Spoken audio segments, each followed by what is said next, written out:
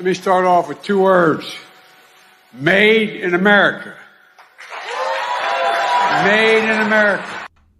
All right, so you see it there. Maybe not all authoritarians have the ability to count their words, but there's one thing you can count on always about authoritarians, and that is they can sway the public. Former tree-hugging, free drug, free sex during the sexual revolution of the 60s and 70s against the man, against the machine, the rage against the machine.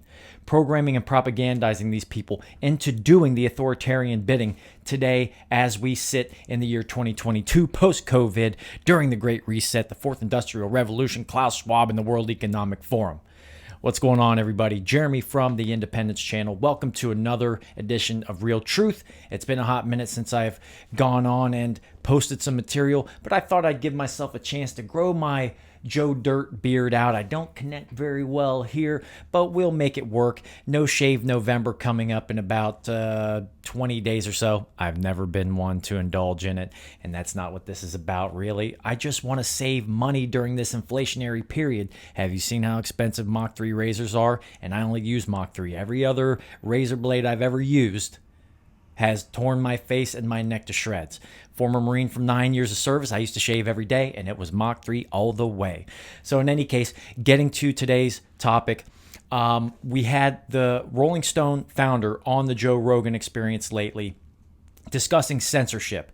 Now, basically what you have are people who once were writing articles and fighting against the establishment, the very establishment that used fascism and programming and propaganda via the media groups to promote warfare, to promote, well, even during the Civil Rights Acts of the early 60s, ever since then, we've seen nothing but despair, poverty, and the breakup of the African-American home, for example. Really, all marriages and homes. We have a 50+% divorce rate in this country and some demographics. And things have gotten progressively worse, actually, for the black family in America. So, with that being said, these are people who used to fight the establishment that are now programmed to do the bidding of the very establishment that which they used to fight against. So all those former rage against the machiners in the 80s and 90s and in the 60s and 70s with the free drugs and the free sex and the free rock and roll and the sexual revolution, they are now doing the bidding of the establishment, the fascist establishment. So here's Jann Wenner, founder of Rolling Stone magazine, recently on the Joe Rogan Experience, showing obvious hypocrisy of the socially democratic liberal movement that has engulfed the morality and ethics of that which they claimed to be fighting for over the last 40 and 50 years. And you know I'm not going to let you get away without having a little bit of snazzy jazzy music to go along with it. So everybody enjoy and take care. Meant to regulate the internet? Absolutely. You trust the people that got us into the Iraq war under false pretenses to regulate the internet? Do you think that makes any sense? Well, wait a minute. I would not. The people who got us into the Iraq war It's the government. was the politicians. It's the government.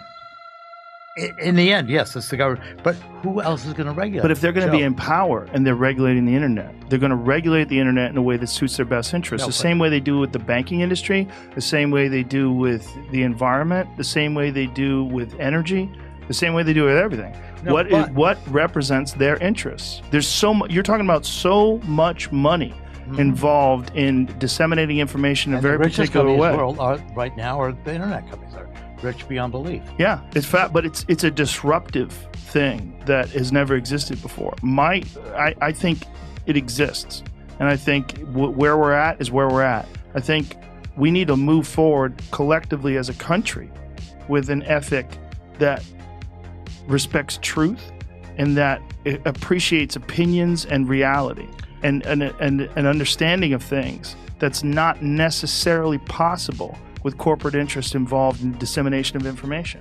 But there's no way to do that except through the government. There's no way that you can do that except through the government. Why is that? Human nature is not going to change. But the government's not going to change either. So it sounds like he wants to rely on a bureaucratically corrupt government agency to control censorship and free speech, instead of relying on humans because humans lack the ability to change their nature. In reality, if you think about it, the corporate propaganda machine like Rolling Stone and all of the other corporate entities who control our perception and control our propaganda and our programming have programmed humans from behaving in a universally natural way. Just my thought. The government is capable of change. Okay, look, the government regulates, for example, the food supply. Bad example. Or can regulate. Let's take the food supply. Bad example. The Department of Agriculture. Why have they let Health Safety. glyphosate infestate all of our foods? Let's take what's one thing.